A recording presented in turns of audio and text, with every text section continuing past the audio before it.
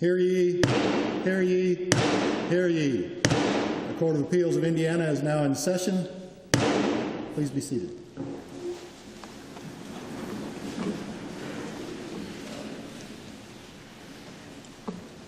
Good morning. Thank you all for joining us on this wonderful occasion celebrating the retirement of Carr L. Darden. It's not possible that you're really retiring. I always thought of you as Merlin and just youthing. We so appreciate all of you coming to help us express our gratitude for everything Carr has meant to the court, to the judiciary, to the state of Indiana in general, the legal community, everybody he's touched. Would Reverend Kevin Long please come to invocation? This is minister of the Metropolitan Baptist Church of Indianapolis and Judge Darden's nephew. Thank you.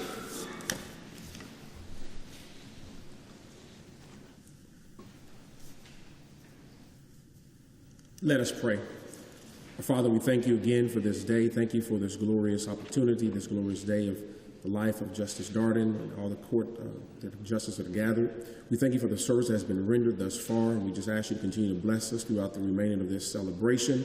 We thank you for the work that has been given today, and we honor you and we praise your name because you're worthy of all of that. We thank you, Father, for watching over us and taking care of us. We pray for you to continue to bless Justice Darden and his entire family, as well as all the other justices that serve on the Court of Appeals, as well as the Supreme Court, and every other justice that's in this place. We ask it in your name we pray. Amen. Amen. Brittany Adkins, who is Judge Darden's 2012 Clio Summer Intern, will you lead us all in the Pledge of Allegiance?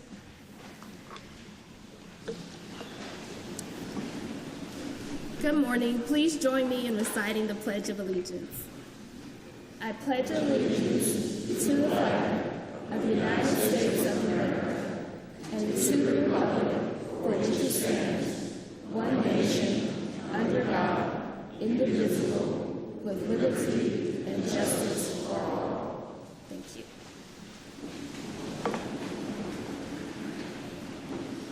Thank you.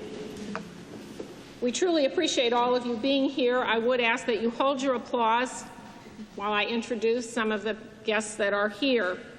First, I would like to introduce the presiding judges of the court. From my right, your left, Judge John G. Baker from Monroe County of the 1st District, Judge James S. Kirsch from Marion County, the 2nd District, Judge Paul D. Mathias of Allen County from the 3rd District, and Judge Pat Riley from Jasper County, presiding judge of the 4th District, unfortunately was ill this morning, sends her regrets and very best wishes.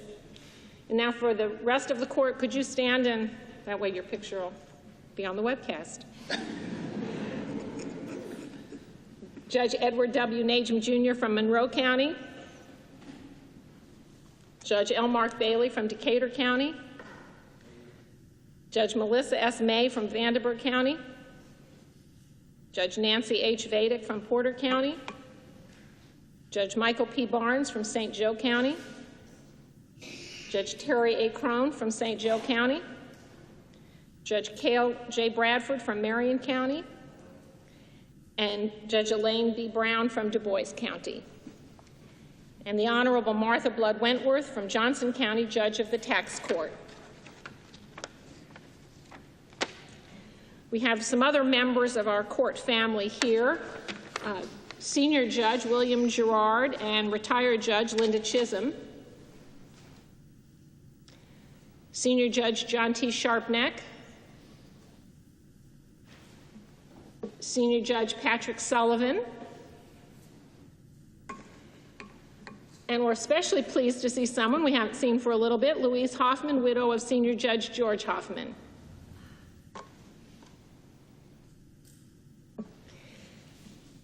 We can all give them a Hoosier welcome.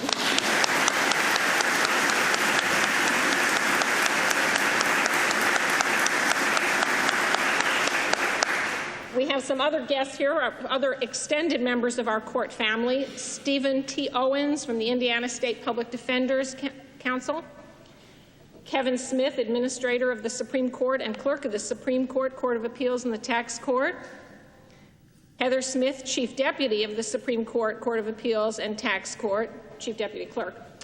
David Remendini, Chief Deputy Executive Director of State Court Administration. Julie Orzeski, Executive Director of the Commission for Continuing Legal Education. Michael Whitty, Executive Director of the Disciplinary Commission. Terry Harrell, Executive Director of the Judges and Lawyers Assistance Program. Terry Ross, Supreme Court Librarian. And Karen Graves, Administrator of the Indiana Tax Court. We can give them a Hoosier welcome.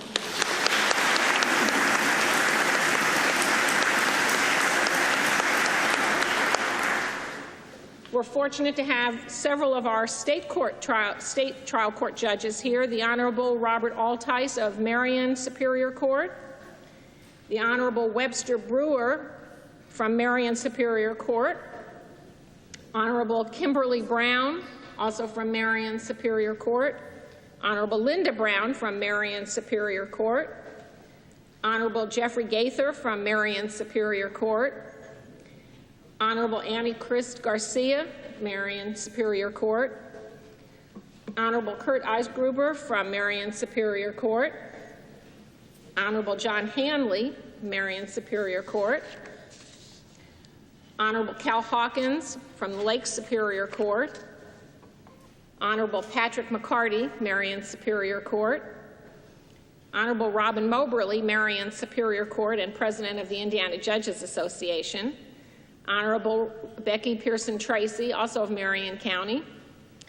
Honorable Rudy Pyle, the third of Madison Circuit Court. I got Superior Court on the brain. Honorable David Shaheed, Marion Superior Court. Honorable Mark Stoner, Marion Superior Court. Honorable Vi Taliaferro, Senior Judge of the Monroe Circuit Court. Honorable Heather Welch from Marion Superior Court. And Honorable Carol Forsyth Dill from Marion Superior Court. You think he was with the Marion Superior Court for a long time? We also would like to recognize Billy Breaux, Marion County Auditor. Give them a welcome.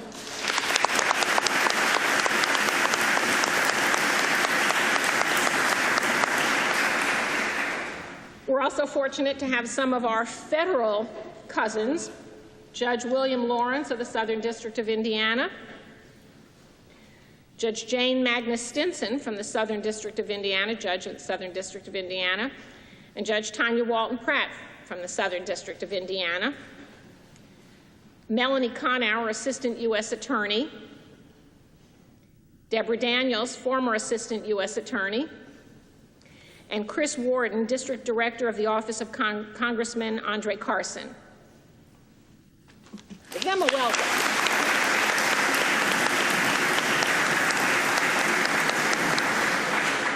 We're also very fortunate to have some people from the executive branch, Lieutenant Governor Rebecca Skillman, and thank you for your 8 years of service.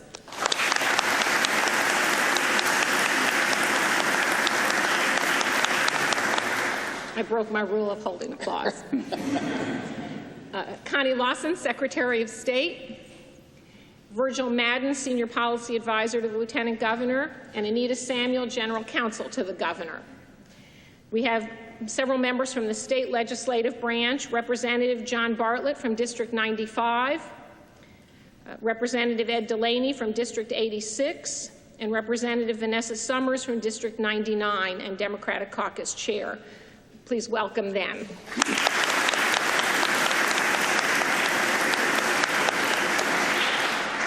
And last, the members of the legal community that we would like to recognize: Rod Morgan, past president of the Indiana State Bar Association; Scott Chinn, president of the Indianapolis Bar Association; Takina Thompson, president of the Marion County Bar Association; Tom Piers, executive director of the Indiana State Bar Association; Lonnie Johnson, president of the Defense Trial Council of Indiana; and Michelle Wilson, executive director of the Indiana Trial Lawyers Association.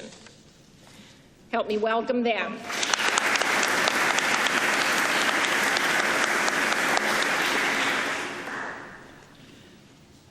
Chief Justice Brent Dixon was unable to attend today. He is at a meeting of the Council of Chief Justices. It is my privilege to call upon Justice Robert Rucker to introduce his colleagues and extend greetings from the lower court. You see, we sit on the 4th floor. They're on the 3rd floor. Justice Rucker. Thank you, Chief Judge Robb. We have 2 of our members here today. As the Chief Judge said, our Chief Justice could not attend. And in like fashion, Justice Frank Sullivan had another commitment that he absolutely could not get out of, but he sends his greetings and well wishes to Judge Darden.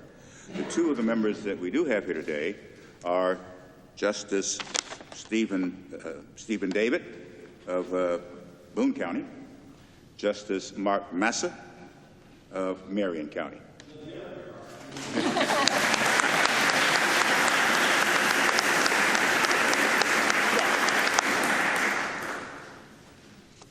I have a tribute to Judge Darden, actually it's a personal letter that was written by Justice Dixon before he left out of town. And with your leave, Chief, I'll read it now. Please do. Dear Carr, I am unable to attend your retirement ceremony on July 25th because it falls during the summer meeting of the Conference of Chief Justices in St. Louis. But this does not prevent me from expressing my enormous appreciation for your years of sacrificial dedication and spectacular service as an Indiana trial and appellate judge and an outstanding Hoosier servant leader. Indiana citizens have been well served by the keen intellect, practical common sense, thoughtful insight, understanding compassion, courageous fairness, and overriding impartiality that have pervasively characterized your judicial service. And you do all of this with remarkable humility and an engaging personality. Your fellow judges and lawyers identify you with all these traits with even more frequency than your ubiquitous baseball cap. What a privilege it has been for Jan and me to share a personal friendship with you and Lundy, whose support has been so important to your judicial service. We wish you both the best in whatever lies ahead. Grateful, Brent Dixon. I'd like to say that my colleagues and I share the sentiments of our Chief Justice. Thank you.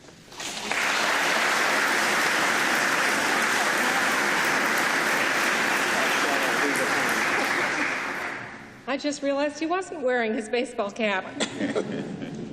It is now my privilege to call upon Mr. Chris Warden, as I said, District Director of the Office of Congressman Andre Carson, to say a few words.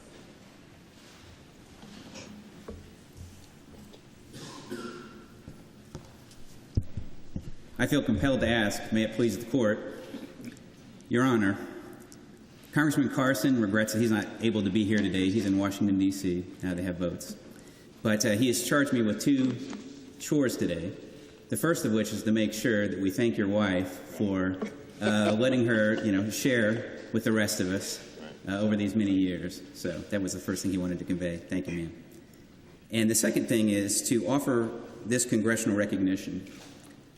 Please accept this congressional recognition in appreciation of the distinguished contributions you've rendered to our state and nation through your service with the U.S. Air Force, as Chief Deputy State Public Defender, and as an exceptional judge with the Marion County Superior Court and Indiana Court of Appeals. Your immeasurable contributions have extended beyond the bench through your involvement in the church, your service on civic boards, your mentorship, and your educational efforts with your peers. I commend you for your dedication to the people of our state, and I am honored that you became a Hoosier by choice. I have no doubt that you will continue to make our community proud as you begin the next phase of your life's journey. This congressional recognition is rendered on behalf of the 7th Congressional District in Indianapolis, on the 25th day of July, 2012. Sincerely, Andre Carson, Member of Congress.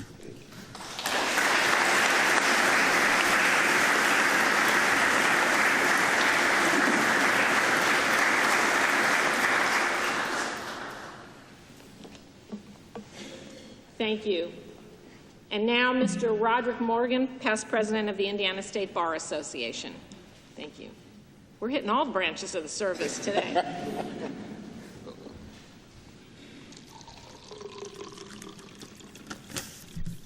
May it please the Court. Chief Judge Robb, Lieutenant Governor Skillman, and distinguished members of the judiciary, both federal and state, and our legal community friends and honored guests. It's my pleasure as past president of the Indiana State Bar Association to say a few words about Judge Carr Darden on the occasion of his retirement. The judge and I share a common bond. We are both members of the military. He's a pretty good guy, even though he was in the Air Force. We share a fond memory of our time in service. Judge Darden has always been a friend of the practicing bar, especially the Marion County Bar Association, where I first met him. He sought to give exposure and opportunities to students involved in the ICLEO program, the Gateway to Diversity Summer Employment Program, a joint project of the State Bar's Diversity Committee and ICLEO. Graduates of the program includes Judge Rudolph Pyle, and he's been introduced already. He worked as Judge Darden's chambers and later became Madison County's first African-American judge. Judge Darden has helped numerous others as well. Judge Darden and his wife Lundy were frequently in attendance at Bar Association functions.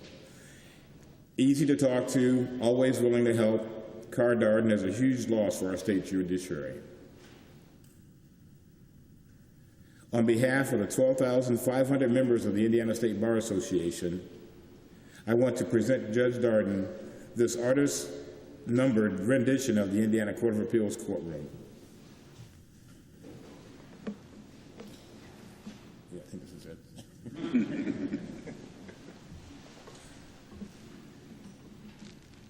Thank you, Mr. President.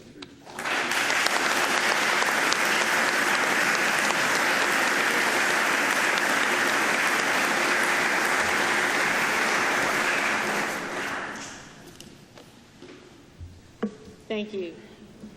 Next, I'd like to call upon Mr. Scott Chinn, President of the Indianapolis Bar Association.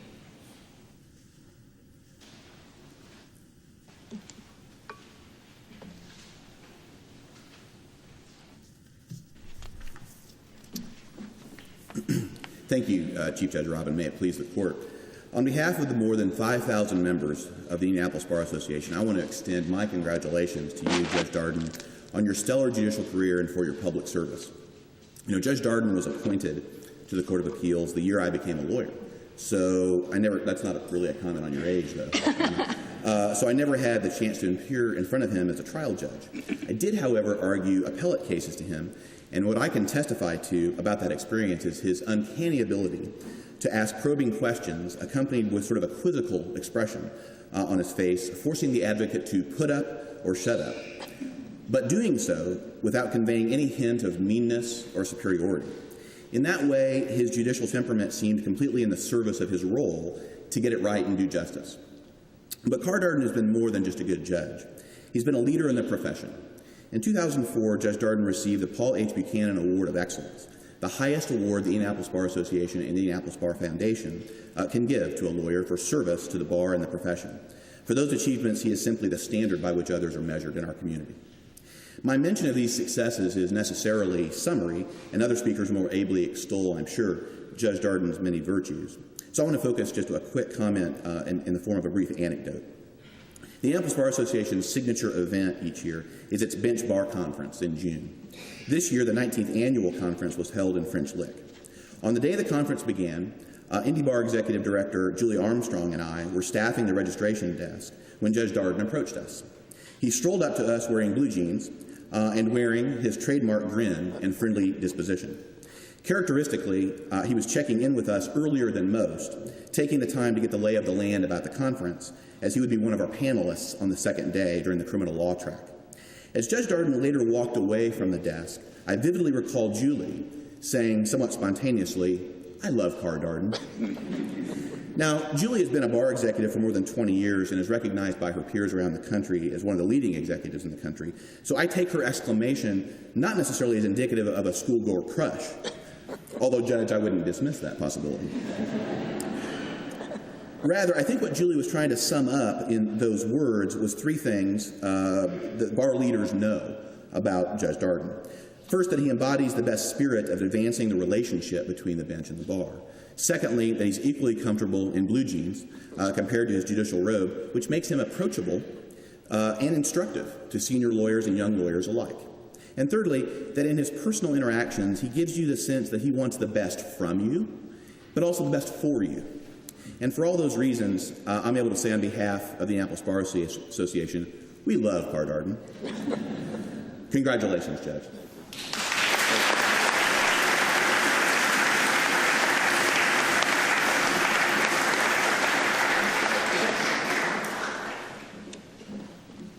I'd now like to call upon the Honorable David Shaheed, Judge of the Marion Superior Court and a member of the Marion County Bar Association.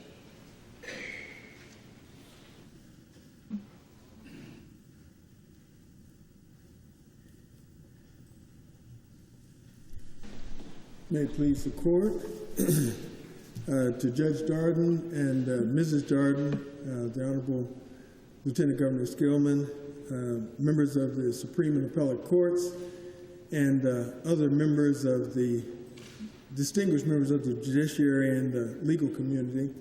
I'm very honored to be given this opportunity by our current president of the Marion County Bar Association, Ms. Takina Thompson, who was generous enough to allow me to make a few remarks in a presentation to Judge Darden. I go back probably longer than most of the other members of the Marion County Bar Association. I remember when Judge Darden had an office on West 38th Street, and that was my first opportunity to meet him, and he was a mentor at that point. As I was just starting out as a lawyer, he subsequently became a mentor and confidant and friend when I was able to get on the bench, and has remained a friend and mentor through all these years. So it gives me great privilege, and it's a great honor for me to be able to make this presentation to Judge Darden at an earlier presentation where he was speaking to young lawyers about his career and trying to give advice to them. He said that he wanted his legacy to be a scholarship to the university that he attended, where he attended law school. So the Marion County Bar Association is making this presentation to that scholarship, and I'll read the complete name of the scholarship for a particular reason. And this is the Judge Carr L. Darden and Mrs. Lundy Darden Public Sector Legal Education Scholarship that will be given to the law school. And as kind of a infomercial, anyone else who wants to contribute to this undertaking will have an opportunity to do it at a retirement dinner in honor of Judge Darden, which will be on September the 14th at the Indianapolis Marriott, not the JW Marriott, but the Indianapolis Marriott downtown.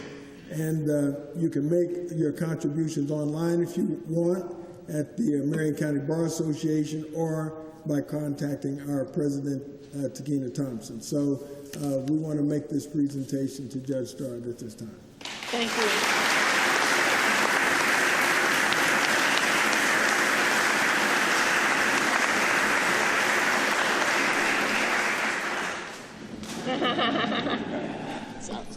Thank you.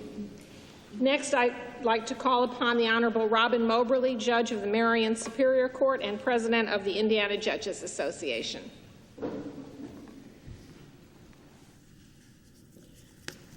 I am so delighted. Actually, you're hiding behind the flag, which is a good thing to hide behind, but I'll try to speak to you, Judge Darden. I'm so delighted to be here representing the judges and justices of the state of Indiana, in particular our Marion County judiciary. I have to quote Julie and Scott, we love you, and you've been such a great friend to us, to all judges and lawyers on the bench, and we're here to reflect on your career and to truly wish you well. Those of us who had kids in youth sports probably all recall that moment when the big kid comes on the field for a fourth grade soccer game and all the parents on the other team are thinking, I think I'd like to take a look at that kid's birth certificate because he looks old enough to vote. Well, in some way we're all feeling that today with you, because nobody here believes you're old enough to be retiring. You are so full of vigor and enthusiasm and mentally engaged in your work. We all think somebody at state court needs to take a look at your birth certificate before they send you that retirement check. I'd like to share with all of you a letter that I received and was asked to read to all of you. Dear Lieutenant Governor Skillman, Superintendent Bennett, Justices of the Indiana Supreme Court, Judges of the Indiana Court of Appeals and Tax Court, trial judges, and other dignitaries. It is with great honor and appreciation that I write to acknowledge the service of Carr Darden to the great state of Indiana on this very auspicious occasion of his retirement from the Indiana Court of Appeals. Those of us who know Judge Darden well and who have benefited most from his dedication want to take this opportunity to wish him well, to wish him good luck, and to share some thoughts about Judge Darden. Carr Darden has been a true and trusted friend for more years than we can count. He never fails to visit when he is able, which frankly has been often through the years. He knows there was always a room for him with us. Although he is a native of Tennessee, his time, talents, and treasure have been spent with us, and we have been greatly enriched by our association with Carr Darden. At Indiana University, Carr Darden studied business, but he never seemed to enjoy talking about profit and loss statements. His passions lay elsewhere. He loves people, the law, and rules. He is one of the most honorable men, and he would rather lose than not play fair. Although his skills were quite evident while he was on the trial bench, his dedication to the rules, his consistent efforts to excel, and his collegiality with his cohorts only increased during his tenure on the appellate bench. Carr Darden is known as a man who never gives up. He has been known to toil for hours, sometimes late into the night, to achieve success. When matters aren't going his way, he is never seen to complain or show discouragement, understanding that there is always another day. He is a man of conviction, and he knows when to stand pat. Carr Darden has been a valued member of the Indianapolis Bar Association and has never failed to participate in the Bench Bar Conference in French Lick. Everyone in attendance at the conference can count on Carr's advice and dedication based on his many years of experience. He is generous, possibly to a fault, but you never hear a complaint from his loving wife, Lundy. Even in the face of adversity and certain loss, Carr is able to laugh and enjoy himself with his friends. We anticipate that we will be seeing far more of Carr now that his official service to the state of Indiana is over. Judge Darden has been rightly honored on 3 occasions with the Sagamore of the Wabash, and we only wish we had an equally prestigious award to bestow upon him befitting his stature and his generosity. For us, Carr Darden's retirement is a time to rejoice. We extend an open invitation to visit and to enjoy his newfound leisure time with us. Indiana's loss is our gain, and it's signed by the French Lick Casino.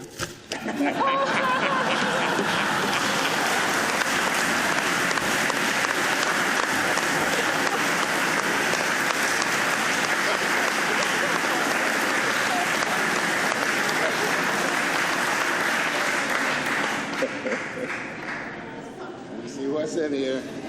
This is a happy man. I was only there for the comfort. Oh, it's in here, I'm sure. A deck of cards.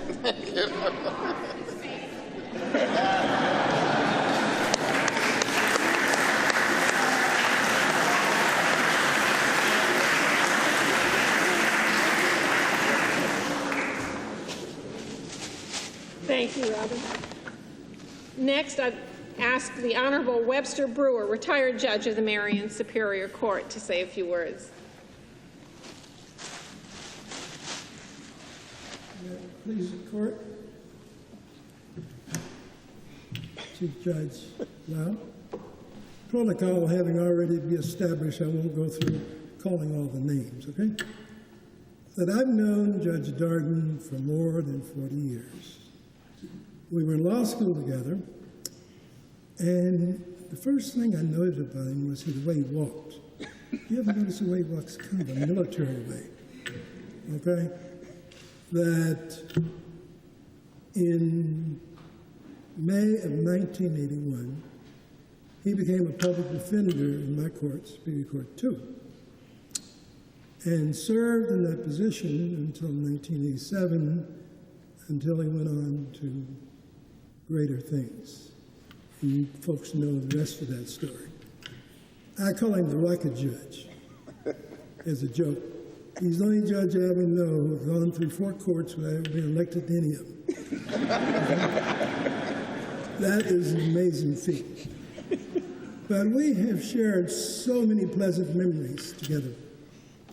We have been at my daughter's wedding. I've been at his daughter's wedding. We've traveled around the country with the Marion County Bar. We've had quite a few drinks together and whatever. And the world has the same opinion of him as you. He's a man of great distinction. I could stand here all day and tell you about his wonderful representation as a public defender in criminal too. He didn't come to me as a stranger because he had written a lot of post-conviction petitions while he was in the public defender's office, and I'd seen that work. He was so amazing. Steve Goldsmith, our former prosecutor, became one of his greatest supporters after he tried a murder case with Carr on the other side. From then on, even though he was from the opposite party, he was willing to write letters every time Carr's name came up from some event. That several years ago, my wife and I attended his 50th wedding anniversary. It was held over in what was the AUL building now. We were in a room so tall, you could look down on the clouds and see airplanes land out at the International Airport, okay? And I could all day tell you about the wonderful things that he has accomplished in the community. He's a great husband, a great father. He is a great advocate for young lawyers and law students. He invited me just 2 weeks ago to a meeting of the Marion County Bar when he was encouraging young lawyers in their careers, and they all lit up, had light on their face, as if a superstar had come into the room. And if there's one word that describes Judge Darden, it's the word humility. If I'd have had more of that, I'd be where he is.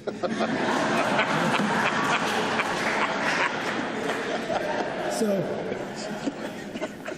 Judge Darden, as London would say, Carl Lester, welcome to retirement. Godspeed. Thank you.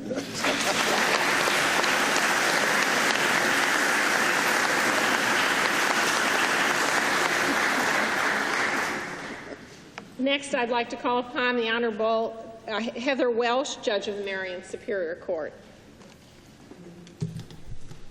May it please the Court, Chief Judge Robb, Lieutenant Governor Skillman, Mrs. Darden, judges, ladies and gentlemen, and friends. I am very honored today to have the opportunity to talk about my mentor and friend, Carr Darden.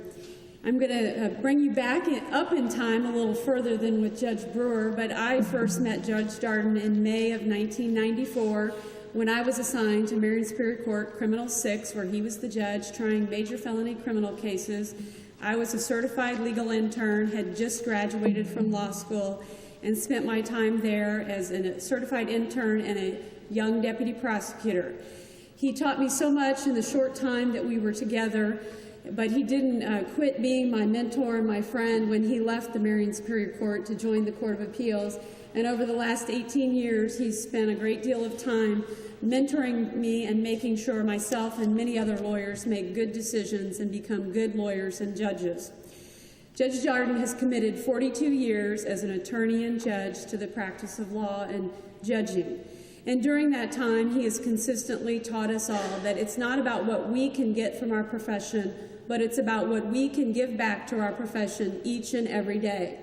I want to share with all of you today a little bit about the things that he has given to our profession and what he's done for me when I was a young lawyer and a young judge, and what he's done for many other young lawyers in teaching us some very invaluable lessons to make sure we do what we should be doing to represent our community as lawyers. Most importantly, Judge Darden taught me that kindness, dignity, and respect in the treatment of others is a must along the path that we take as lawyers, and that we cannot be successful lawyers and judges without professionalism and civility. He taught me that justice has no time limits, and many times during the middle of some trials that we would be involved in, he would say, let's take a break. We need to make sure we're giving the important time to this issue and be patient. We should not rush things. And he did that in the light of the stressful courtroom that he ran, where he handled a lot of very difficult cases, and it was a busy docket, even then as it is now. Most importantly, he taught me not to be afraid to do what I think is right, not to be afraid to ask any questions, that there really are no dumb questions in our profession, and to always feel as though I shouldn't be afraid to offer suggestions. And it seems like yesterday when I was sitting in his chambers with Gil Berry and Carol Johnson, and we were in the 4th day of a reckless homicide trial, and we were trying to draft the self-defense instruction for this case. Carol and Gil were arguing very strenuously to Judge Darden about what the instruction should say, and he kindly looked to me and said, well, let's find out what the young lawyer thinks we should put in the instruction. And from that day forward, Judge Darden taught me that it's most important to have confidence in yourself and your abilities as a lawyer as you proceed through your career. Judge Darden also taught me that it's not, the cases that we try are not about the lawyers and the judges, that it's about the litigants that are in front of us, and we should never lose sight of that. He taught me another good, important lesson, and that was that as a trial judge, there are many, many good lawyers in our community, and that they each have their own style, and that a good judge would not micromanage that trial strategy or how the lawyer moves through the courtroom. And I can remember one particular case very vividly. That lawyer's here. I'm not going to tell you who it is. Go ahead. And Judge Darden remembers this story. I was sitting second chair, and the prosecutor I was trying the case with was becoming very distracted by the defense counsel because he was moving about the courtroom and pacing and going in and out of the court office. And so the prosecutor said, Judge, may we approach? Judge Darden, of course, said absolutely. He said, Judge, I'm going to ask that you tell the opposing counsel to sit in his chair. He's distracting the ladies and gentlemen of the jury, and they cannot focus on the evidence. So Judge Darden kindly turned to opposing counsel and said, is there a reason you're doing this? And the lawyer said, well, I think best on my feet, Judge. He then looked to the ladies and gentlemen of the jury and said, ladies and gentlemen, is this lawyer's pacing about the courtroom and going in and out of the court door, is that distracting you from focusing on the evidence? And the ladies and gentlemen of the jury, of course, said, no, it's not, Judge. And he said, well, I appreciate your objection, but I'm going to overrule it. Continue to pace the courtroom. And that lawyer, for many, many more years, has continued to pace throughout many courtrooms. And many judges have allowed that lawyer to exercise his trial skills, which make him most effective for his clients. Judge Darden What is his name? What is his name? Well, Judge Darden, since you asked, I'll tell you. All right, and I did let him know I was going to talk about him, and it's my very dear friend, Marcel Pratt.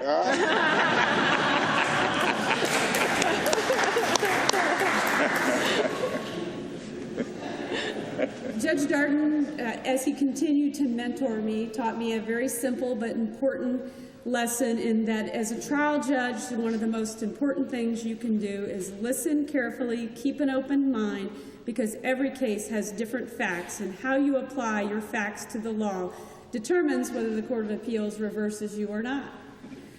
But most importantly, I would tell you that Judge Darden taught me that every day I practice law or sit on the bench that I should do my very best. He's been an excellent mentor to me, and he has always inspired me every day to get up and do my job with confidence in myself and my abilities so that I can do the best for the community that I serve.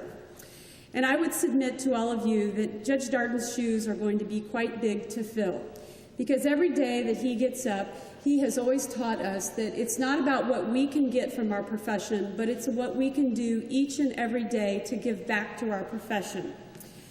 So Judge Darden, although I know you'll continue to be my mentor and friend, and you'll follow my progress on the Marion Superior Court, and you're going to follow the progress of all the other young lawyers that you have had a tremendous effect on, we will miss you very much as you move on to retirement and hopefully senior judging, at least at the appellate level. if you feel that you're not ready to return to the trial court. So thank you, Judge Darden, for all that you've done for our profession, for myself and all the young people, and congratulations on a job well done. We do love you, Carr Darden.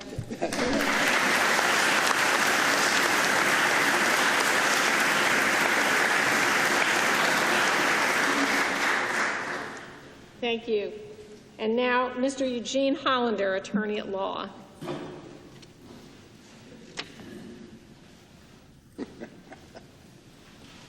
May it please the court, Judge Darden. Good morning.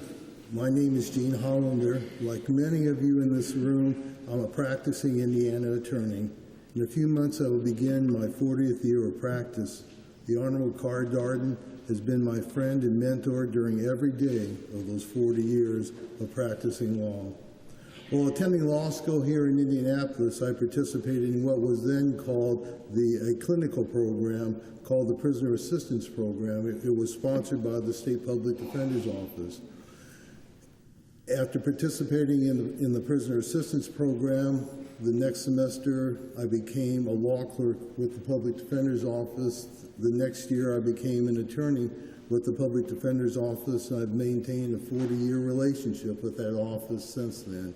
I have a list of names I was going to read off of people like Larry Landis and just a number of people who've been involved in the Public Defender's Office, but quite frankly, there's more people that have been involved than haven't been involved, so we all know who we are.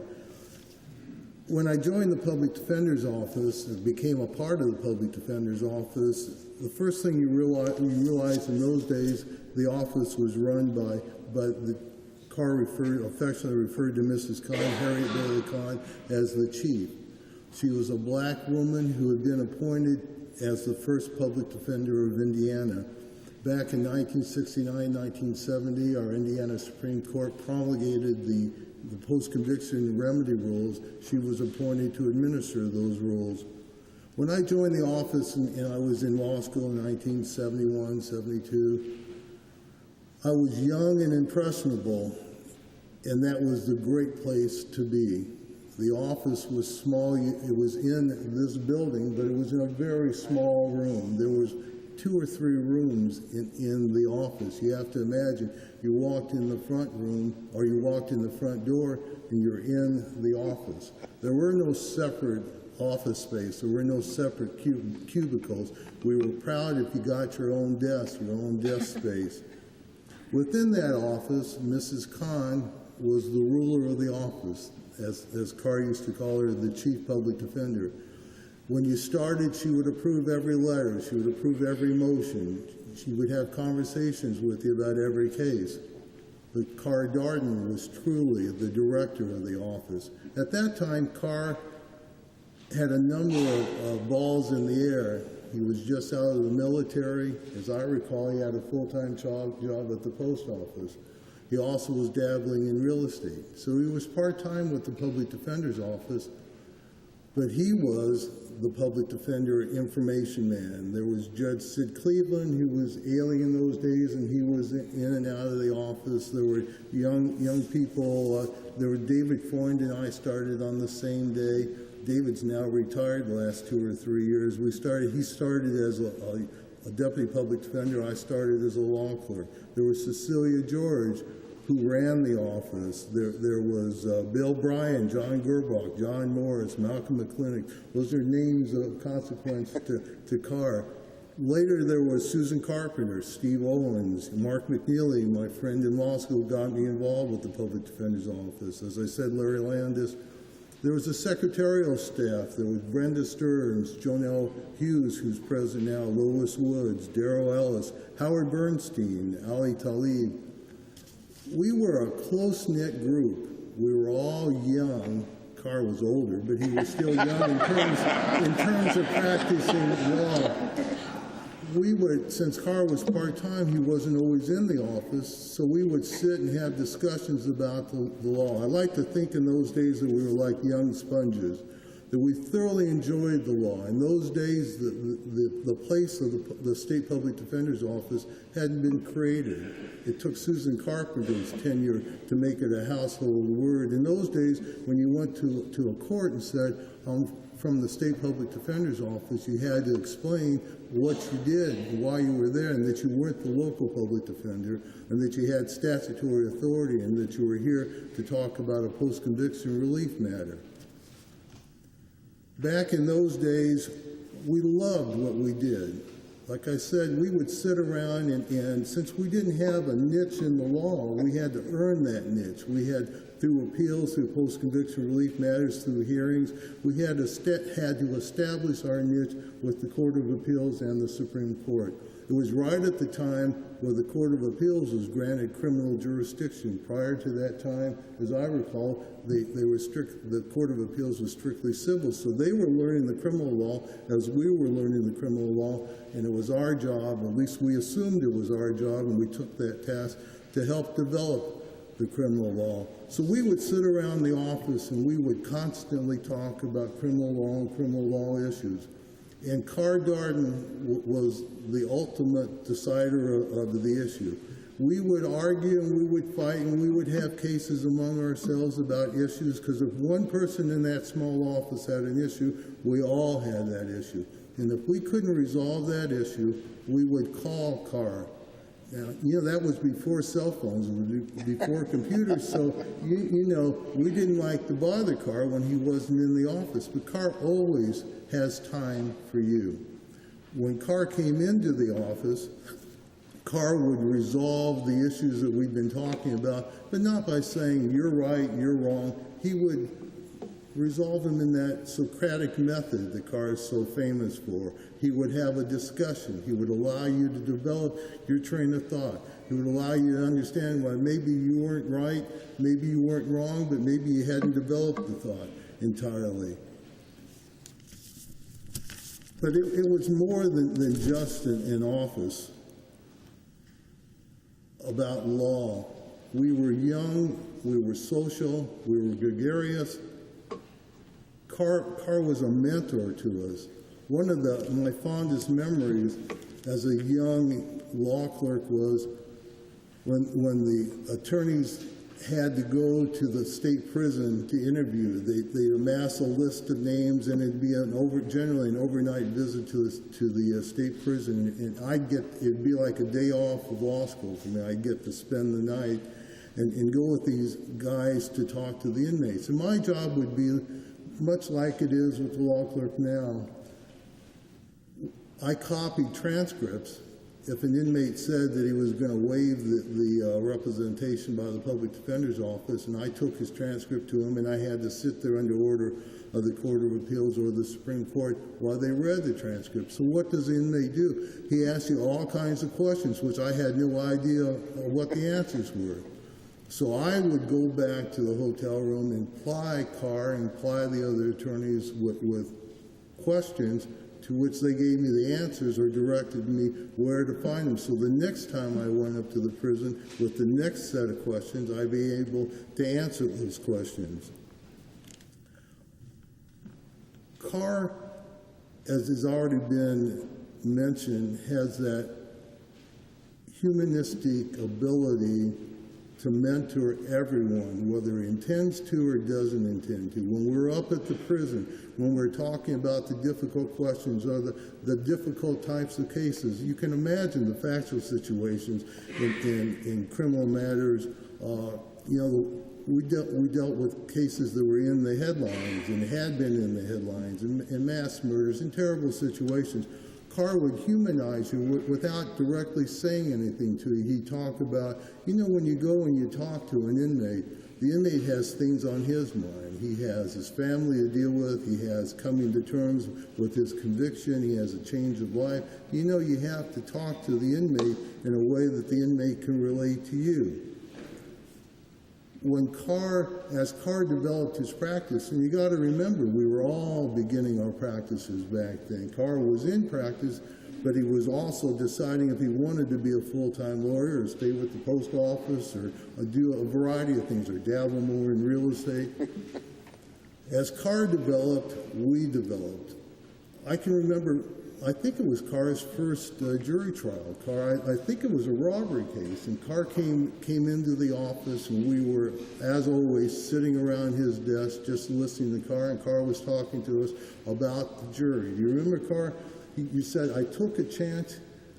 I've been thinking about this, and I did it. He said, I asked the jury in my closing argument to close their eyes and to put themselves in the position of my client. And he talked about how exciting that was. They took that chance, and the jury came back and found his client not guilty. In those days, the law was uppermost in our being. I remember when Carr won, I don't know if you remember this, Carr, he won the Brimhall case, which Indiana directed that under the Boykin cases, the Boykin versus Alabama case, it said that judges at guilty pleas had to give certain rights. Well, through Carr's case, that was directly applied to Indiana and changed the guilty plea procedure in trial courts from that date forward. We took such pride. If Carr won a case, if I won a case, if Larry Landis won a case, you know, it was the office victory, but it was all due to the guidance and the leadership of Carr. But we had fun, and I don't mean to talk too long, but we had fun in those days. You know, we thoroughly enjoyed what we did, even though we weren't sure what we were doing, but we were trying to do it the best way possible as Carr developed our knowledge and direction of where we were going. We had a basketball team.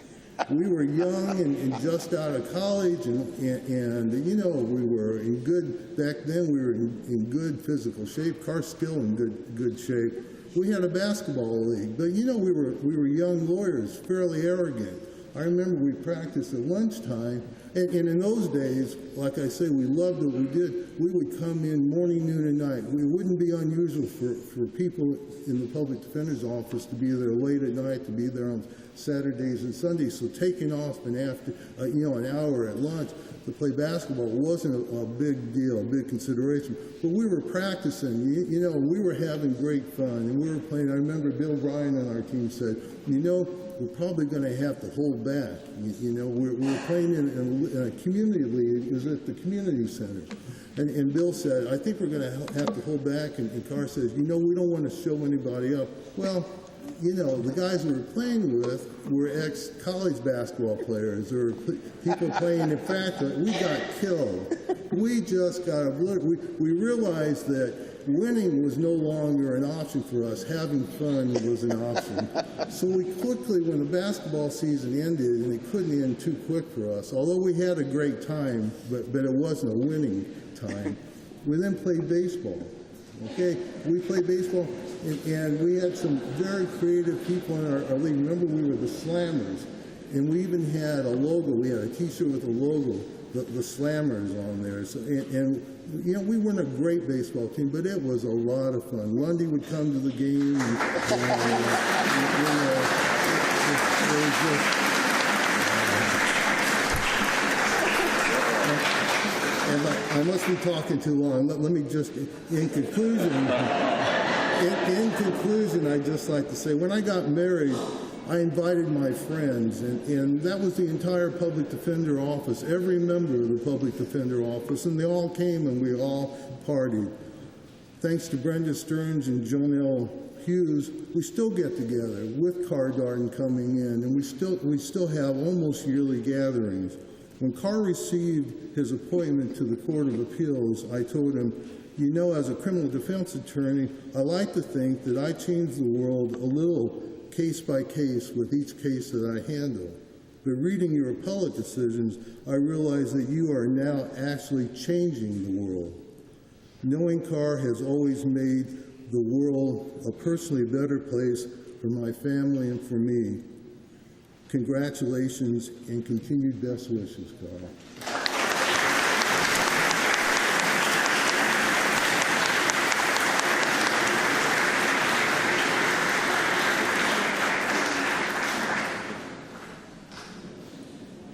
And now Mr. Robert Hammerle, also attorney at law. All right. We all know that we all love you. That's all been said time and time again. Yes, so do I. But let's talk about the one rule that Hollander didn't talk about, that whenever he spoke in your court, you never let him talk for more than 5 minutes.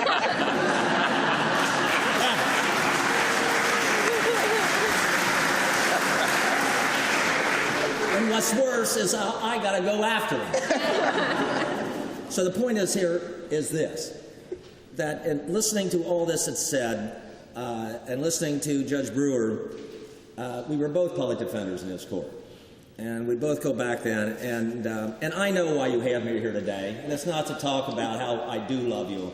The point of it is that you knew the automobile accident I was in last October when I was hit by a motorcycle and nearly killed.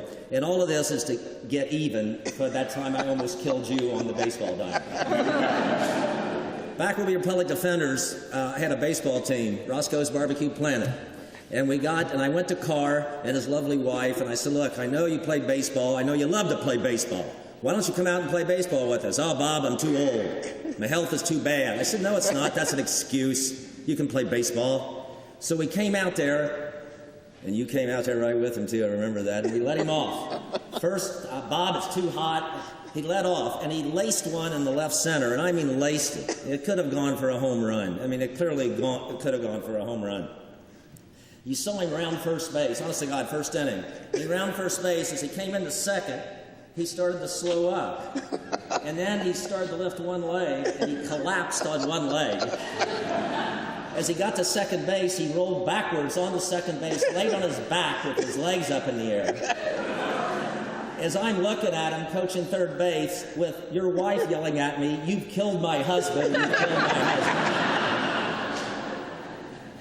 And he's never, ever played softball with us again.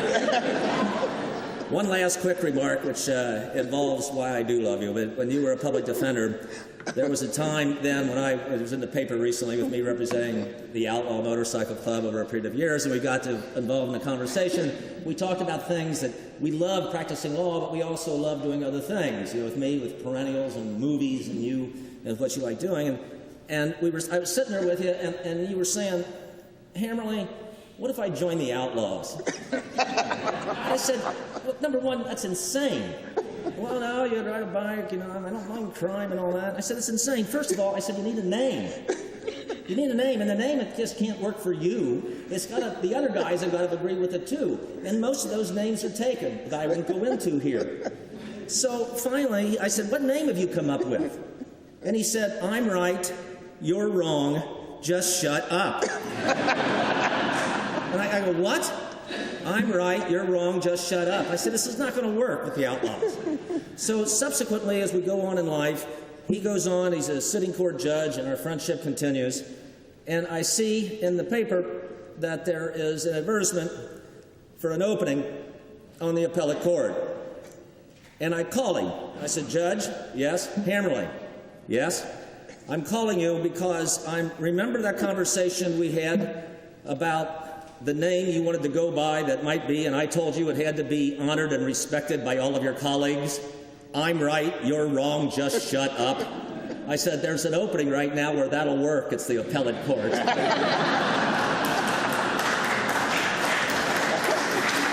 And I swear to you, Judge Darden said to me, shut up, and hung up on me. However, subsequently he applied. He's on that bench, but I've got to say this in closing, that, and I can say this now for the first time, when we all attended Governor Clinton's inaugural in 1992, and seeing you there, I can tell this publicly now, your wife calls me son, and I refer to her as Mom. All right. And I want you to know something, Mom, and to show just how fair he is, in all the years, Mom, that I have been in a court where your husband has written an opinion on my case, I've never won one case. And I'll say it.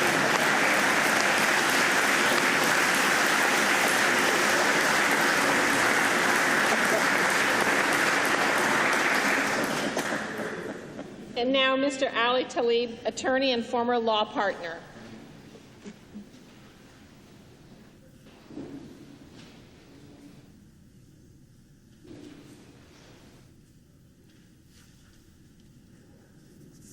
Good morning, friends of Judge Darden. I'd like to think that all of us present are Carr's friends. At least I consider him a very good friend. Sometimes when you have a hard act like Bob Hammerle to follow, it's not easy. And of course, generally when attorneys speak or ministers speak, it's very, very long. On our program today, I think the Reverend has been the shortest.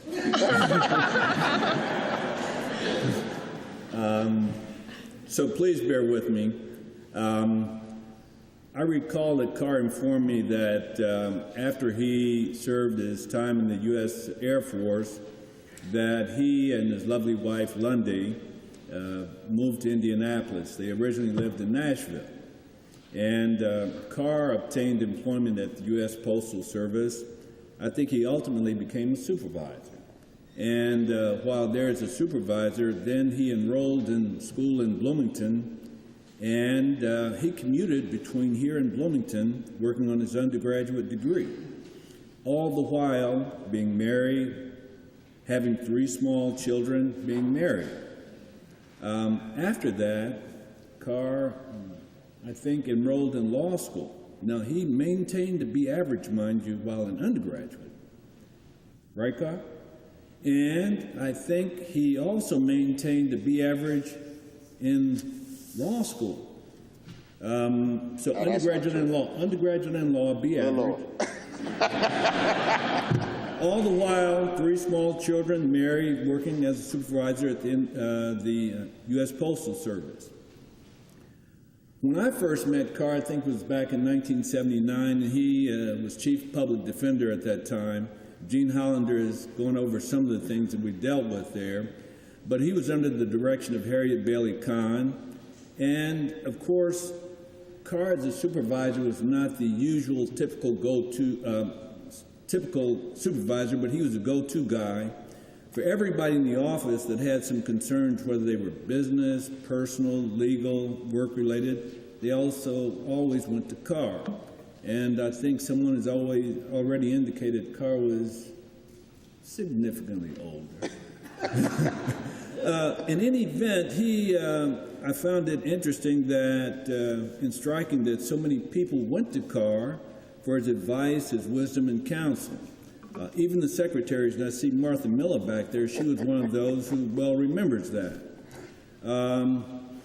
It was clear to me at that time that Carr had something very special, and I considered it to be a God-given gift.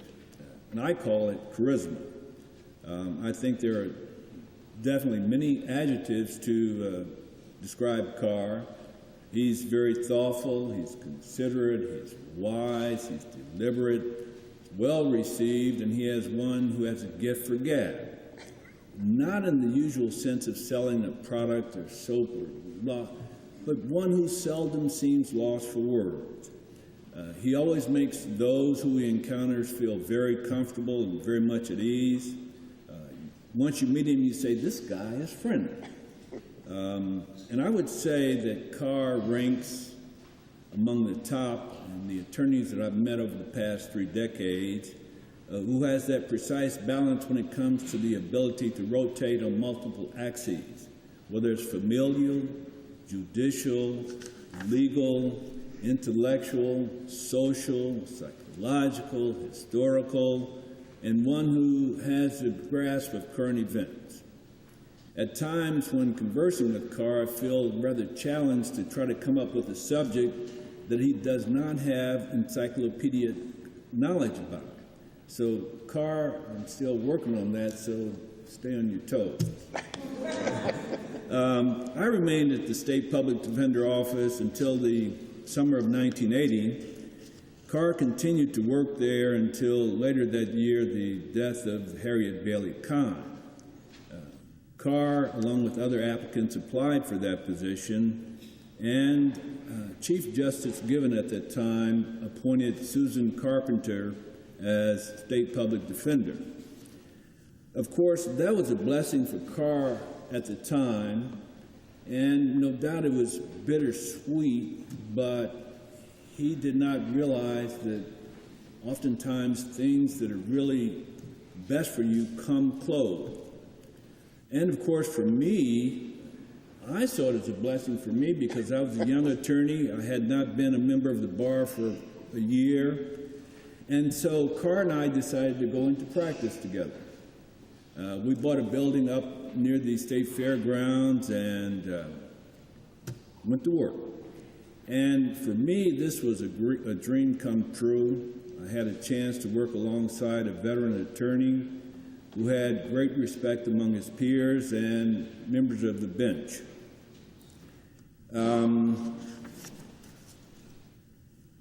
So Carr, you did not become public defender in 1980, and you, of course, went on to achieve greater heights. And so now for the past 20 years or so, the state public defender has had to appeal to you. Over the years, the accomplishments of Judge Darden have been, as already stated, tremendous. I think in 1988, Governor Evan Bayh appointed him to the municipal court bench, and then soon after that, a vacancy came open on the Superior Court. Naturally, Carr applied, and he received that appointment. Then, before Governor Bayh left office, a vacancy came open on the Indiana Court of Appeals. Carr applied. And as a part of that process, the task fell to the Indiana State Police to perform a detailed background investigation of any prospective appointee. I recall that the detective assigned to the case called me, and he said, "Sir, I understand you have worked with Judge Darden for some time and been his law partner for 7 years or so. And I've talked to many people in the legal community and elsewhere, and I cannot find anything that people can provide or offer me that is negative about his character or reputation. Can you tell me anything that I can include in my report?" Well, naturally, I didn't want to say anything bad about my old partner. I could not countenance that. So I reflected and I told the detective, I said, "I recall while we were in practice, Carr was interviewing the client, and during the course of the interview, the client became rather disruptive and agitated. So after a while, going through this, Carr frowned. He frowned, but he never once uttered a harsh word. So I said, "Detective, if you want to put that in your report, so be it."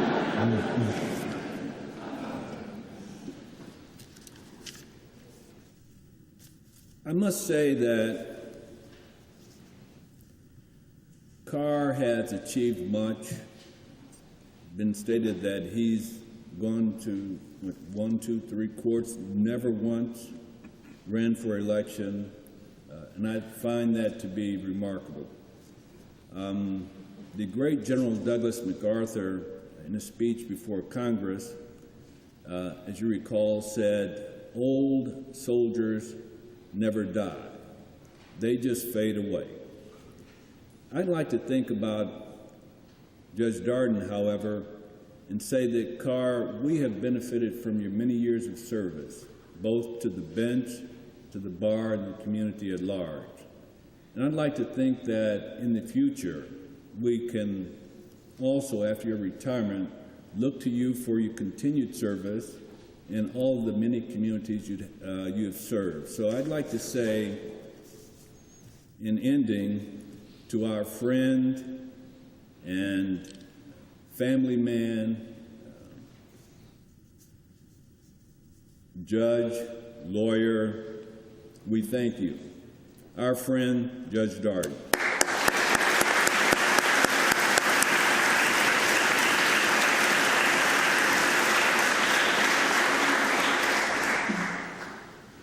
Thank you. And last, and certainly no stranger to our court, the Honorable Rudy Pyle, Judge now Madison Superior Court, and former law clerk and Clio intern to Judge Darden.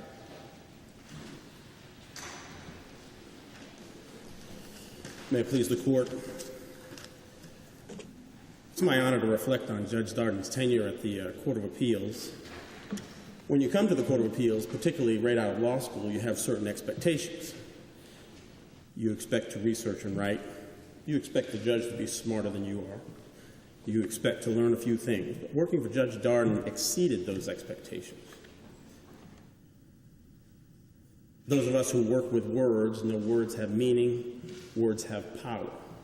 And so let me take a few moments just to use a few words to describe Judge Darden. Mentor, teacher, colleague, friend, patient, professional, refined, scholarly, intellectual, kind, father figure, counselor, impartial, judicial, minister of justice. These are just a few words that describe you, Judge Darden.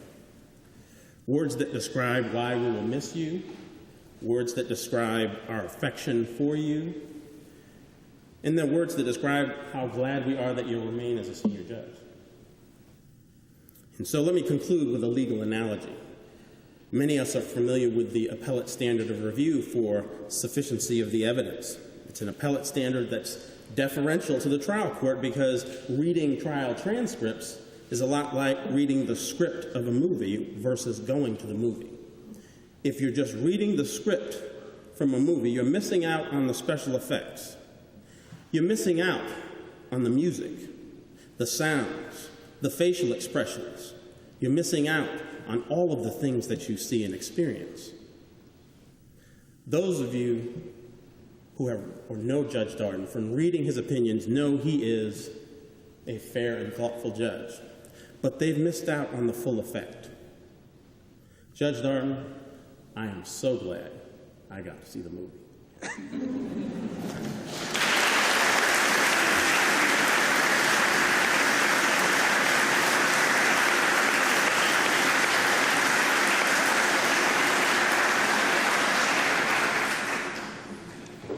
Carr, today marks an important rite of passage for our court as our friend and colleague turns the page to begin a new chapter in his life. It provides an opportunity for all of us to reflect and honor his many accomplishments. And today is truly special. The hyperbole that we frequently hear at significant occasions such as today's is, in this case, all true. Your record and contributions are a tribute to a professional life dedicated to excellence in many areas. I need not recount your commitment to the law and your work on the court. As was said of the great British architect and designer of St. Paul's Cathedral, Sir Christopher Wren, if you seek his monument, look around. In Carr's case, it's stare decisis. But his work ethic and the quality of his legal opinions, which, by the way, are as impressive as they are enviable, are not the full measure of the man. A resume only lists and enumerates and categorizes. It doesn't fill in the blanks, it doesn't cross the T's, and it doesn't dot the I's. I'd like to comment on some of those intangibles that cannot be quantified or codified. First among many is character. If one could design an ideal colleague, he or she would look very much like our friend who is retiring today. The ideal would encompass empathy and the ability to listen, not merely hear, rendering judgments that are thoughtful and grounded in respect. He or she would be reflective, not inclined to jump the gun, assume the worst of people or their motives. It would also help if he had strong opinions, but realizing that others hold strong opinions and often differing opinions, but that is no reason to be disrespectful or belittling. And perhaps most important, be a person whose word is golden and reliable, because you know he or she has the interests of others in mind and can see the larger picture. And like the wise philosopher who believes in the greatest good for the greatest number, Carr never forgot that the cases we deal with, real people who have real problems and expect to be treated decently and fairly. This demands that even when no one is looking, we do our best every day with the people with whom we come in contact, and those we meet only as case numbers. Carr has always struck this balance. He is a serious man, but he doesn't take himself too seriously. He is foremost a man of character and decency. When I joined the court, my son Douglas was then 15 years old. He told me he was very excited that I would be serving with Judge Darden, who was absolutely the coolest judge he had met. Socially, I might add. Carr, I know you won't be a stranger. We look forward to your continued presence as a senior judge on our court. Enjoy retirement, your friends, and your family. But remember, the court will always be your home.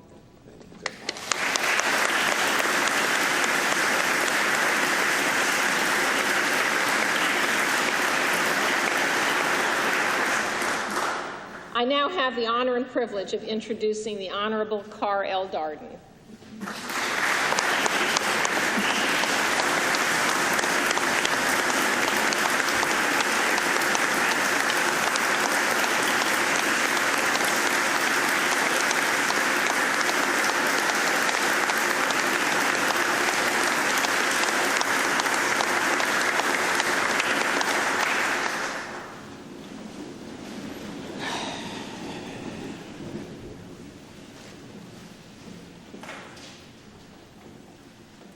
My remarks are going to be short, but I would be remiss if I did not comment upon the thank yous. Thank you, Chief Judge Robb, for that stupendous introduction. I hope I'm politically correct, but I want to thank God for all the blessings that have been given to me and my family over the years, and to Governor Evan Bayh and the citizens of Indiana for giving me the opportunity to serve in this capacity for over 2 decades. I want to thank our administrator, Steve Lancaster, and his wonderful staff for all the hard work and effort expended in coordinating and putting this event together. I also want to give a special thanks to 2 of my friends, my mentors, my fellow colleagues, who planted the seed that has germinated and has made all of this possible today. That is to Judge Webster Brewer and the late Judge John Tranberg, who for some reason or another saw something in me that perhaps I didn't see in myself. I want to thank them for their encouragement for me to seek a position on the bench. Over 30 years ago, I laughed at them when they first brought the idea to me. But in retrospect, I think it was one of the best decisions that I've ever made in my life. And it's been the pinnacle of my career. I have enjoyed every moment serving as a judicial official in the state of Indiana. I want to thank our Lieutenant Governor for being here and her staff, and for the elected officials as well. But I also want to thank my judicial family at the federal, state, and county level for attending. I want to thank my fellow attorneys, my friends, my church members, and club members for taking the time out of their busy schedules to attend this ceremony to make it that much more memorable for me. I would be remiss if I did not give a very, very, very, very special thanks to some of the most dedicated individuals whom I felt had my back, so to speak. I presume that it is still taught in law school that a good secretary/administrator is a permanent part of your staff who can make you look all for good, all for bad. I'm going to call their names, and if you don't mind, would you just stand up for a moment? Is Jonelle Raff here? I think I might have seen that. Jonelle?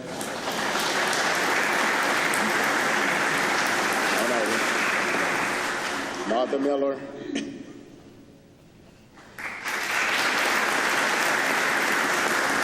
I'm not sure. Did Joy make it, Joy Patton? If not, she's ill. Sue Lasik? And Star from Nation.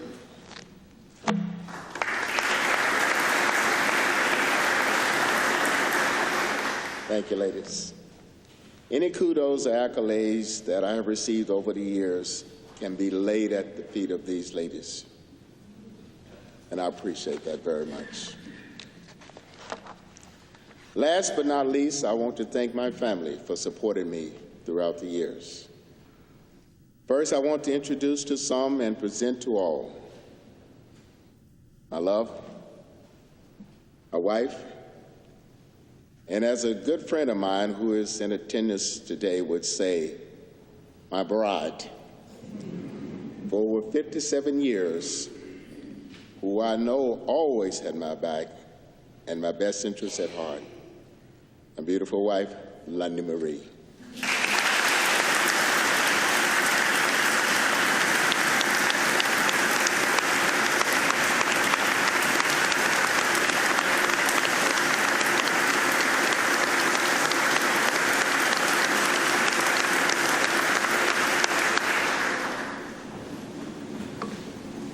I often kid her by saying they should have put her in jail for marrying such a young man, but it is what it is.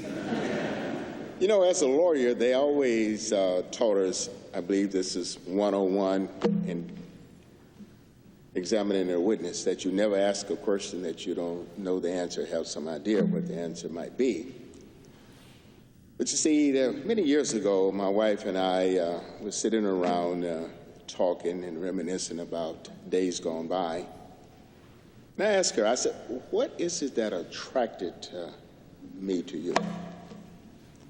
I was feeling good about myself because I knew when I was young I had one of those sweet jump shots, and I was a pretty good baseball, softball player, pretty good home run hitter, as my buddy Bob Hammerle has alluded to. And, but you want some validation, and I thought it would be forthcoming. I was a pretty good student in school. I thought it would be a fairly quick answer. But that response wasn't forthcoming. She sat there, I think, for several minutes. To me, it seemed like an eternity, but finally she responded. Quote, "You had a job and you liked to work."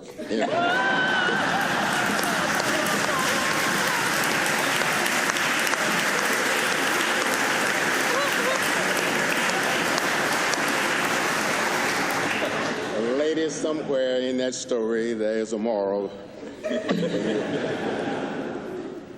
Perhaps sometimes I work too many hours, because about 2 or 3 weeks ago we were sitting around again and she was looking rather despondent, and once again I said, "Baby, what's wrong?" She hesitated. She looked at me and she said, "Look, I took early retirement and I've been free for almost 19 years. And I don't want you coming home bossing me around like you do everyone else at the office." Obviously, I'm going to have to make some changes in my life, and I merely said, "Yes, dear, everything will be all right." So I've got to live up to that. Also, I'd like to introduce my family, my daughter, Valerie, and my granddaughter, 15 years old, going on 45.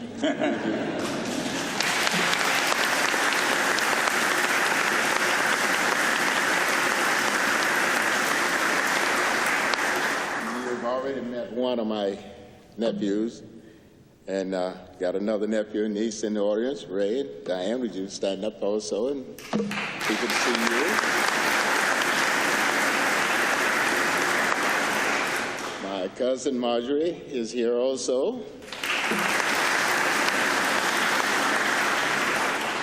And my adopted daughter, Barbara Moore. And my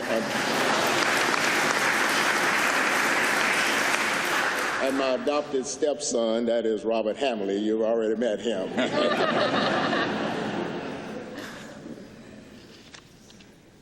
If I were a betting or wagering man, I think what I'm about to say would be a sure bet.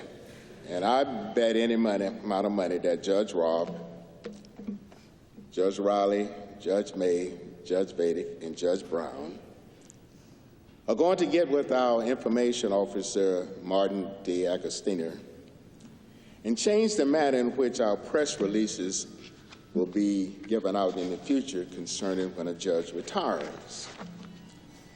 Look, I knew I was getting old when I attempted to come back, Bob, and play softball at the age of 50.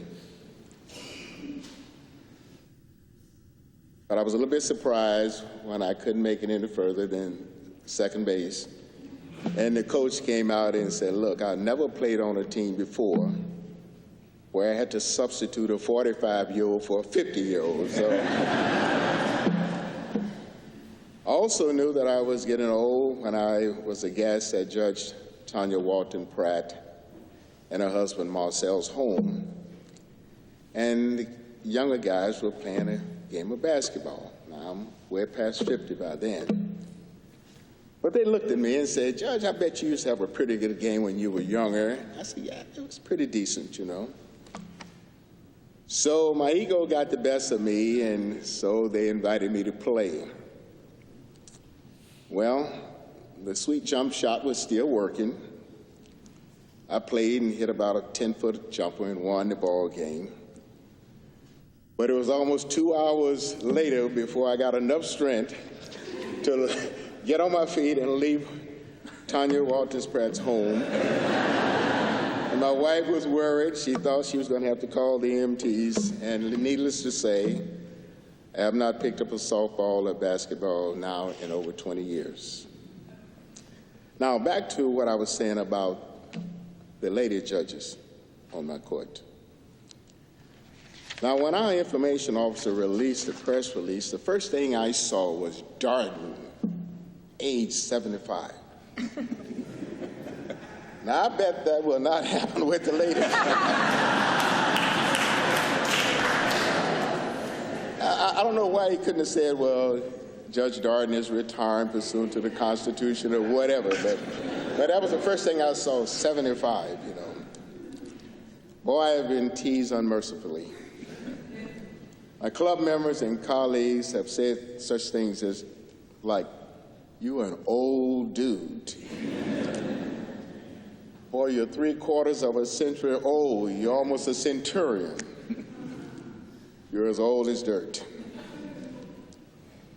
You know, in many ways, this might be titled My Day, but in my mind, it's all of our days.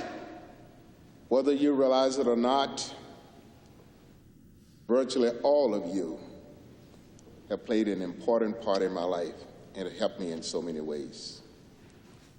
Your smiles, your handshakes, your words of encouragement, words of constructive criticism, and battles we fought in court over the years. Bob Trayton, you're back there. We had a lot of fights. Debbie Daniels, we had a lot of fights. But it was always done in a professional, in a civil manner. There's never been any animosity directed my way. Dave Cook is another one. And I want to thank you for your friendship and your support over the years. None of us have made it on our own. There's no totally self-made, successful person in this country. Looking back over your years, and if you look close enough, you will see that somewhere along the way, someone extended to you a helping hand. I believe as attorneys, and especially as we get older, we have to prepare the way for the next generation that will follow us.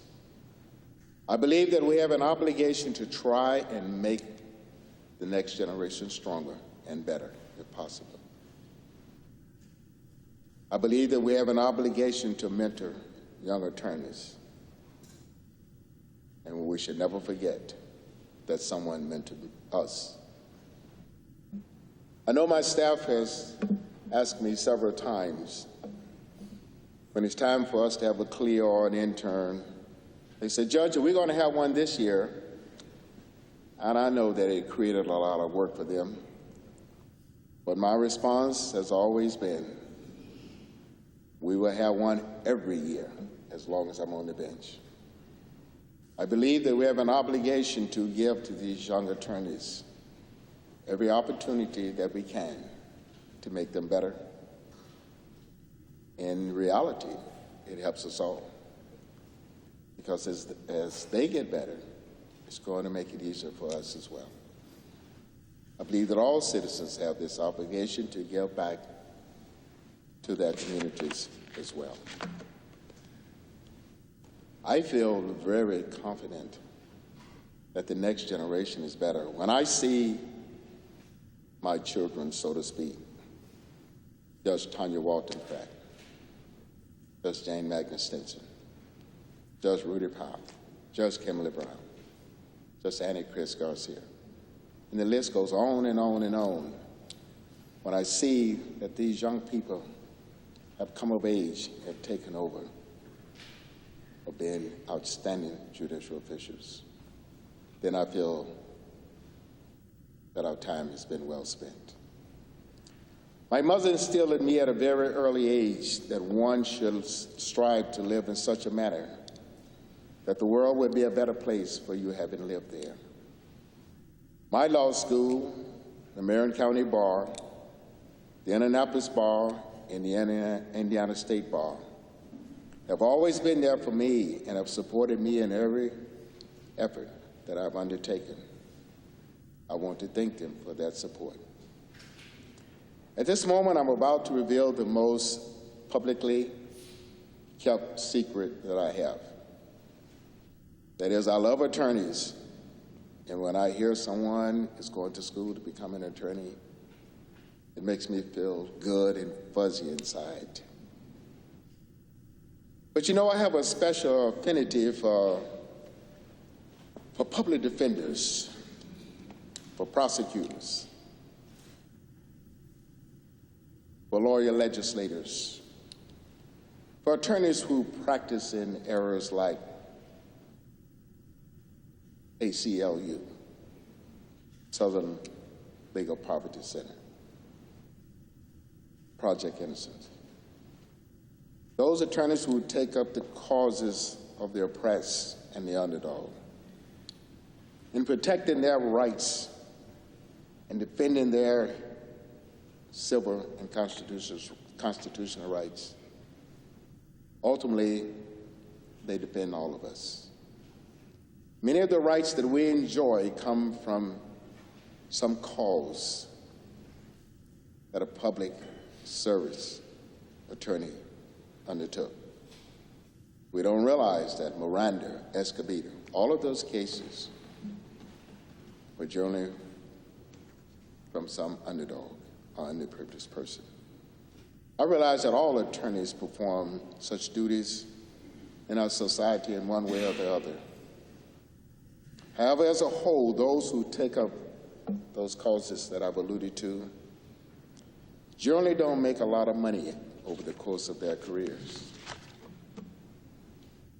As a matter of fact, I've had several CLEO and interns who expressed to me that they would like to do public service work.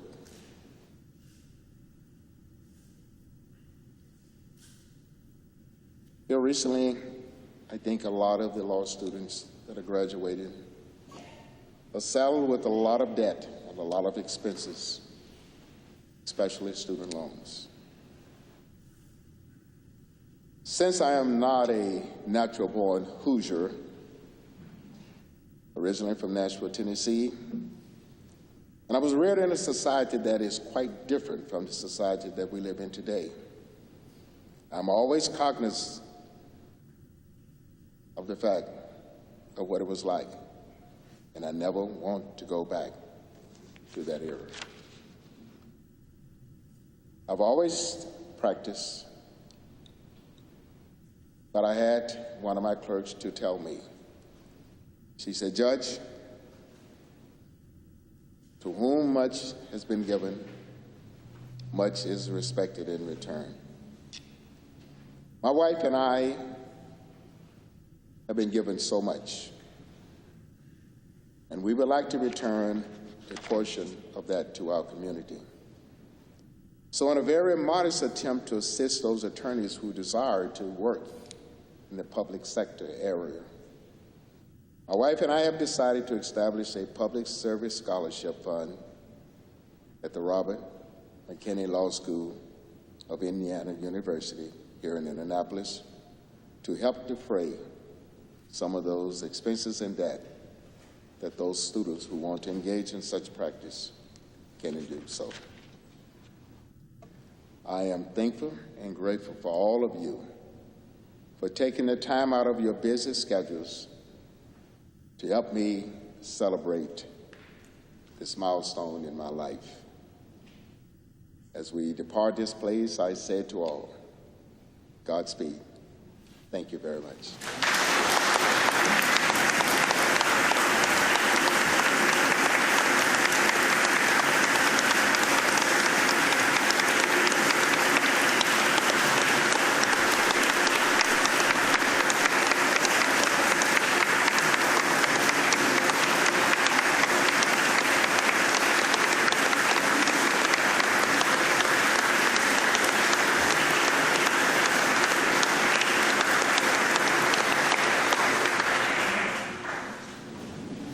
And now just a few more gifts for Judge Darden.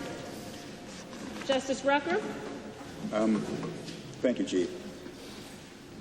During his tenure on the Court of Appeals, Judge Darden has authored hundreds of opinions. And from time to time, the person or people who are dissatisfied ask our court to sort of take it over. For the uninitiated, it's called seeking a petition to transfer. From time to time, we do and have a different view of things than Judge Darden. But more often than not, we don't. And when we don't take the case over, we usually author a little bitty sentence or so that says all members of the Supreme Court have reviewed this and we've decided to deny transfer, and it goes in the, it sort of gets filed away. Well, we just had a petition to transfer request just a couple of days ago in case number 5, A05-1109 CR 513. I'm sure you remember that. No, I didn't. And we, our court met. It is due to be on the agenda tomorrow. We met early, we took a vote, and transfer is denied.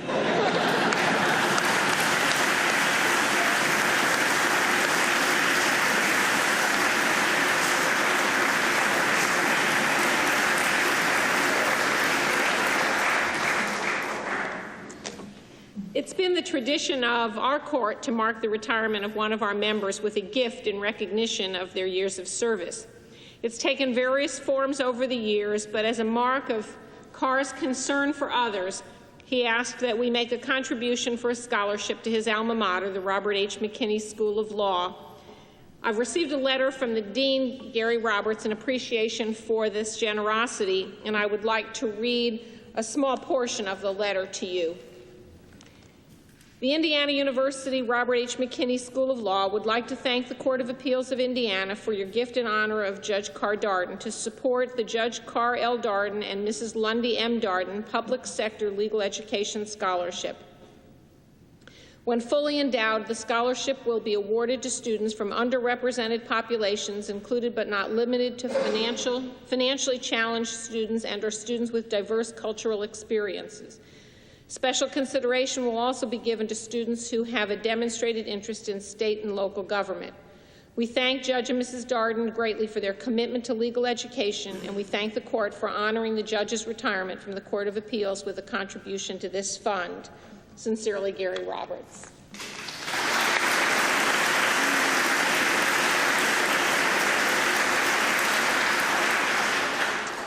And last, the court has a surprise for you, Carr.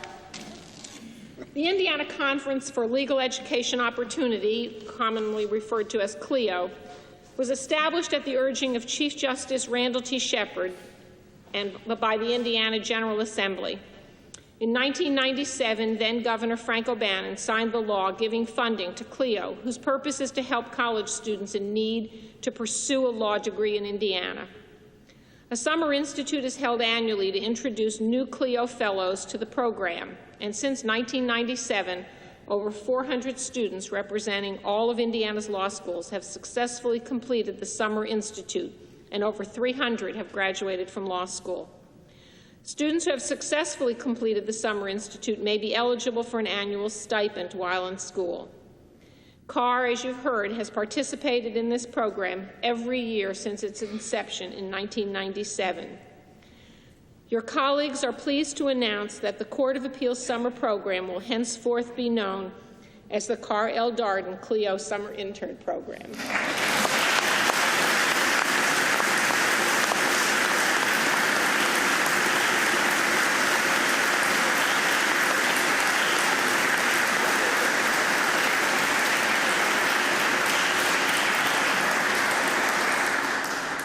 Now, that is a surprise. But there's one more thing. I would be remiss if I did not do this. I thought Judge Powell was going to do it, but since he didn't, I want all of my interns and clerks, former clerks and present clerks, whom I've worked with over the years, to please stand and let everyone see who you are. Please.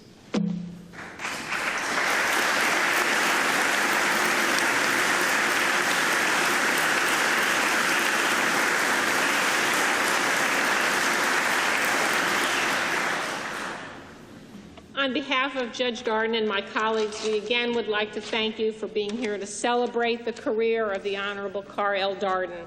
Please join us in the atrium for fellowship and refreshments so that we may continue this celebration informally. Thank you. Bailiff. All rise.